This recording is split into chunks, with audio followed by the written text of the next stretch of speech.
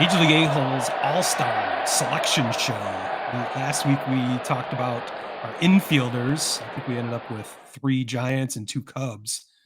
This week we're going to cover all of our outfielders and DH candidates. I think we're going to get some little more diversity in there amongst our 5 teams, hopefully. But you've got a list over there of all the.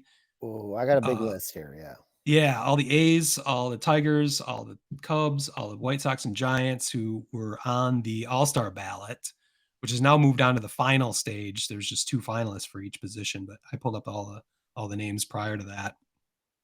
So I've ranked those. If we want to start at the bottom, I guess we don't have to spend too much time on the bottom half of that list if you don't want, or you can start halfway through if you feel like it. But yeah. I rank those the way I would put them in. Also, we didn't discuss this. Do we just do 3? We pick the top 3 outfielders, or you and I just decide on 3 outfilders? Yeah, and is it 1 DH? Yeah, I was thinking 4 outfielders, but that doesn't really make any sense. We'll just do the 3 starters and then a DH as well. So we'll get to the DH later, but that's a sizable list of outfielders if you want to.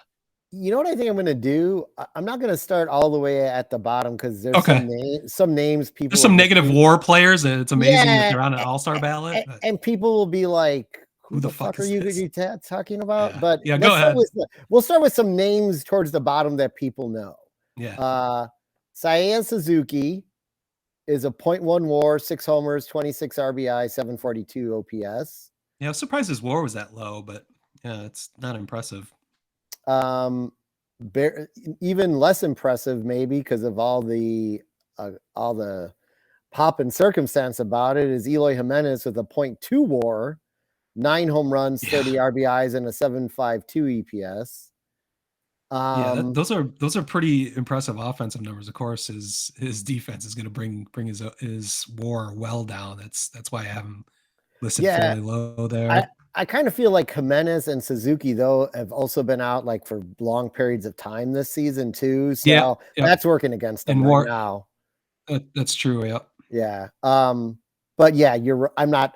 And by the way, I just want to clarify. I'm not advocating that Jimenez is a good defender by that comment. I was just merely putting into light that both of those players who are pretty decent players.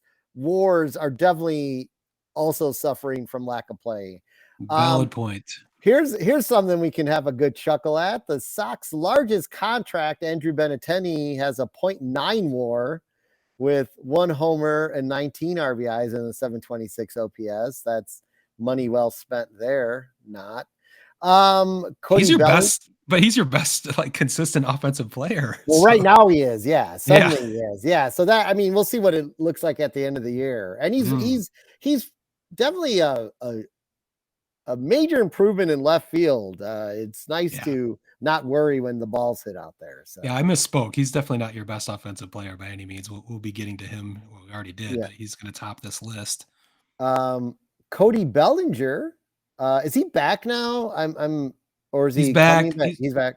Yeah, he's not. I don't think he's fully healthy yet, but he is playing. So he's in a limited role at this point. But yeah, his numbers are definitely lower. His counting stats are at least low because he's been out for close to a month. Yeah, 1.15 on the WAR, 7 homers, 22 RBI, 7.69. Not terrible, but yeah, it's not bad numbers for being gone. Yeah, Riley Green.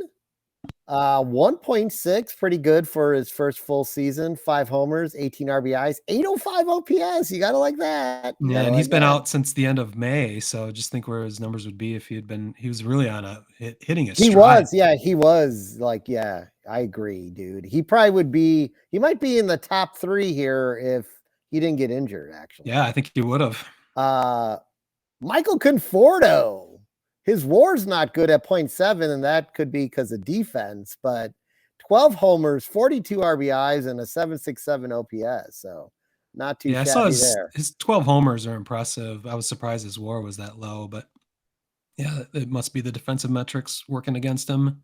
Now we're getting to the top 3. At number 3 in this list, which I don't disagree with this list really. So well, yeah, and you can we didn't talk about this before. You can definitely, you don't have to follow my list if you don't want, but I thought that was a good place to start the debate at least. Ian Happ, who is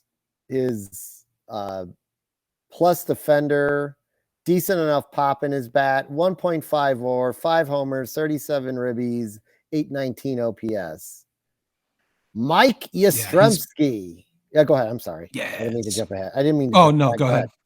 Yeah, Mike it's all right. I mean, Yastrzemski, 1.9 WAR, 10 homers, 27 ribbies, and an 806 OPS.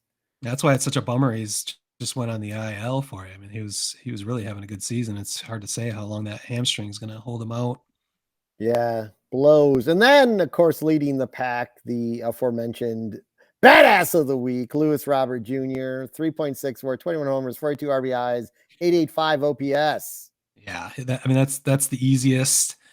I think the question. So Luis Roberts definitely a starting outfielder, our MLA All Star center fielder. I think the question comes in. What do we want to do? Do we want to put an injured player in the All Star game? I think you kind of need to recognize their season and not really take that into account. That's just my thoughts. So I'm not Yeah, going to hold since that. I'm not going to hold that against Yaz. I think the debate would come with Ian Happ and Michael Conforto, who would want as our third outfielder, unless there's others you wanted to throw into that final discussion. no, I think I want Ian Happ because of his Mm, defense, and then he's not getting home runs, but his OPS is 819 and Conforto's is 767. So that means yeah, he's hitting for power more consistently and yeah. He's got taking what, 5 walks. home runs? Yeah, probably taking more walks, but getting doubles instead of home runs. And Oh yeah. I've He always just hit 2 home runs over the weekend, so right. so he's been hitting, just not hitting the ball over the fence, and that's exactly what the opposite of Conforto. So yeah, I think I like the OPS stat over the inflated home runs. So yeah, I think we're both on the same page there then. I actually don't think a Surprising. ball. I actually don't think a ball would even not be caught if that was an outfield because Yastrzemski's a very good right fielder. Mm. Um, Lewis Robert. Obviously, the thing would be, does Ian Happ move to left? Obvious, and then Robert covers center because Oh yeah, he'd be in yeah, left. yeah. So like, I'm not sure a ball would get over the wall if it was if it was hit. Yeah. Just But yeah, barely gonna make it anything over. in play. Yeah, Jesus Christ. I mean, I got a big smile on my face for those of you who are only listening to this. That would be like one of the best outfields in all of baseball, That'd be bar none. solid. Well, Be we are fucking solid. combining. We Well, we should are, have the yeah, best three team in teams. base. Yeah, right. We're combining 5 teams really, so it's kind of an Yeah. unfair advantage. But that's what's fun about this discussion. I'm surprised we're not having more debates or going back and forth. We're Well, not being as provincial as I thought we'd be. But I think the numbers kind of spell it out pretty simply. So yeah, I'm happy to agree from time to time. and we also, I've seen Ian Happ play a lot, and I've Mm, just watched him get better and better. yeah. And he defense is, we all know it's a huge part of the game, and he's got a decent amount of pop in his bat, so it's a nice balance out there. That would be a nice balanced outfield. So, I all like it. right, look at that. We got one Cub, Sox, and a Giants. Nice balanced Some diversity there. Yeah. compared to the all Giants Cubs infield Yeah. Yeah. the other day. Still no Tigers or A's. It might be hard to get those guys on the roster. We'll find a place maybe in the pitching rotation or in the bullpen. But I think we should move over to our DH discussion. Just the 5 players. I think we could start with Miguel Well, Cabrera down at the bottom there. yes, negative. I'm sorry, 0.5 WAR, 1 Yeah. homer, 10 ribbies, 626 OPS. Yeah, most of his offensive numbers came in June so far. I mean, he's just spent a segment last week talking about how he was finally coming to get putting things together in at least a 11 game stretch at that point. But yeah, his numbers overall, he doesn't really deserve to be on an all-star ballot, but he was there and he's a legend. So we at least need to mention him. Love the guy, but yeah, this is not the time, not the best time for Miggy. No, too bad. It'd always be great if like players could always go out in a blaze of glory, so to speak. Well, he's got his $30 million coming to Well, him this year. I know. It's not like He'll be all I'm right. not. I just meant from a competitive standpoint. Like, Yeah, for sure. I always referred to Mike Mussina as the smartest player ever, Wow. retiring after a 20-win season, knowing he had to reteach himself how to pitch effectively, and he was just he had borrowed time that season, I think he felt like, and took advantage of it and left on at the top of his game, really. Yeah, that's So, a Mike Messina reference. I didn't think we'd hear that. That's a hell oh of a pull right god, there. That's a great I reference. will never forget that season because just watching him pitch that season, I'm like, how the fuck did he do this? Like, it was incredible. I told you this Wow. story. I almost saw him pitch a no-hitter for the Yankees Right? Yes, in yes, Fenway in Fenway Park. Park. Yes. 2001 Labor Day weekend, actually. It was actually Oh, one week before 9/11, which is crazy. I flew out of that same fucking airport in Boston. But yikes! yeah, Red Sox fans were actually booing Carl Everett, who got a base hit with 2 outs in the ninth, Yes, to break up the Yankees no hitter, which is just an amazing thing to me. I couldn't believe that Red Sox fans would actually be cheering for a Yankee, but they wanted to see history, and fucking Carl Everett of all people broke it up. So Mister No Dinosaurs. Right? Is that what it yeah, was? exactly. Just a little bit of insider trivia of our baseball times. But Up next on the list is Jock Peterson with a 1 WAR, 8 homers, 30 ribbies. He does have a nice, robust 876 OPS. So yeah, must be former badass of the week. walking and getting some gappas in there. He also does. He's not like an everyday DH. He's a matchup DH. Yeah, and I So literally pulled these from the Major League ballot, and we could talk about position eligibility, but since that's where they put these players, I didn't wanna fight with yeah, it for now no, unless we had an issue of some sort that comes up. it's But fine. I have a really funny story when we get to the top listed guy on the ballot. Brent Rooker, who is another decently performing Oakland A. You wouldn't know by the yeah, record, but he has a 1.1 WAR, 13 homers, 38 RBI, and 810 OPS. Not too yeah, we got a shabby. few. Yeah. Uh, Up next is a guy who's just came on the scene red fucking hot is Christopher Morel. His WAR's 13 homers, 30 RBIs, 969 OPS. Now his numbers are a little bit down because he hasn't even played a full fucking season. Yeah, he didn't come up until, I think, the middle of May, so he's had half the time to put these numbers up compared to everybody else, so I think it's rather impressive. He was over 1,000 OPS until this weekend, so those kinda deflated his numbers a bit. But yeah, it's impressive what he's done. But I don't think it's quite enough to make him our starting DH of our All Star team. And coming in at number one on the list is Jake Berger with a WAR of 0.7, 17 homers this year. I mean, he's That's basically on pace for like 34, 35, 37 RPIs and 811 OPS. And he does have a tendency to hit some home runs in some very big moments he too. has. I've seen it. Yeah, so that's oh yeah, the grand slam against the Tigers. I forgot about that I think you already. called it a quad patty pounder or some Yeah, quad well, pounder. I was you know, something. sometimes when I get riled up, You were with riled up for sure. there's this restaurant down the block. Are you familiar with Choppers over No, I don't think so. on shit, what's it on? North. So they have this thing called the quad burger, and it's always on this poster whenever you go buy it. And it's like a Oh, 4 patty burger. It looks oh my god. disgustingly delicious. I didn't come out of the house for a week after I ate the quad burger. Oh man.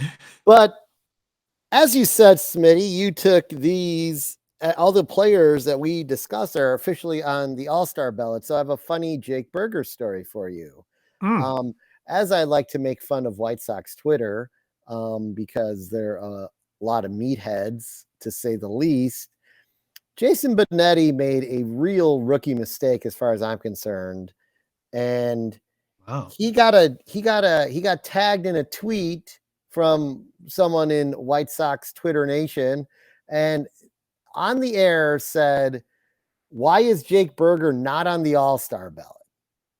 And Jason Oh, Benetti goes on a rant. This is a little over a week ago. I forgot to bring this up a few weeks ago. On MLB, how is Jake Berger not on the All-Star ballot? You need to put him on the All-Star ballot. And he's like losing his freaking mind, right? And I'm like, He's okay, on the ballot. he's got to be. I hadn't looked at the ballot at that point. I'm like, he's got to be on the ballot. And then a couple minutes go by, and he's like, oh, yeah, this just in. Jake Berger is on the All-Star ballot, but he's listed as DH, not at third base. At least he owned it. Yeah. Yeah.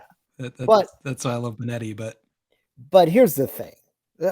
Why would you go off of a tip that you've got off of Twitter from a White Sox fan? I think Jason may have learned a valuable lesson that night that will never be repeated again. So I mean, I wouldn't worry about Jason. The most self-loathing bunch of fucking individuals on the planet. But anyway, back to who our all-star DH should be, and are we going with one Jake Berger? I think we kind of have to, right?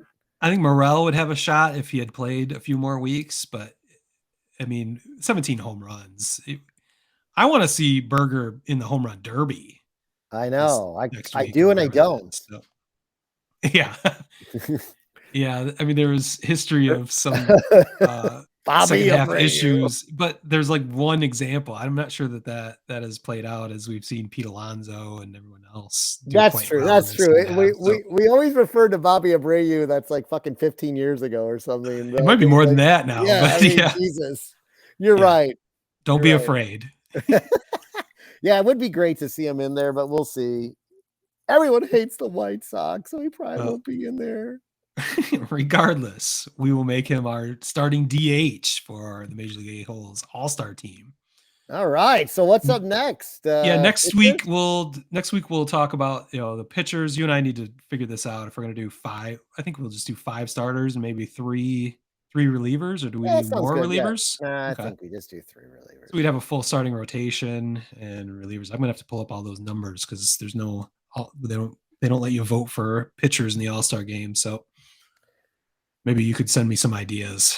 I'm not as familiar with a Giants bullpen as I should be, maybe, but let me go. I think I can go and sort all that. And all right. We'll tune in next week. We'll worry about that on like Sunday or some shit. Yeah, we'll have that all sorted out by next week and tune in then.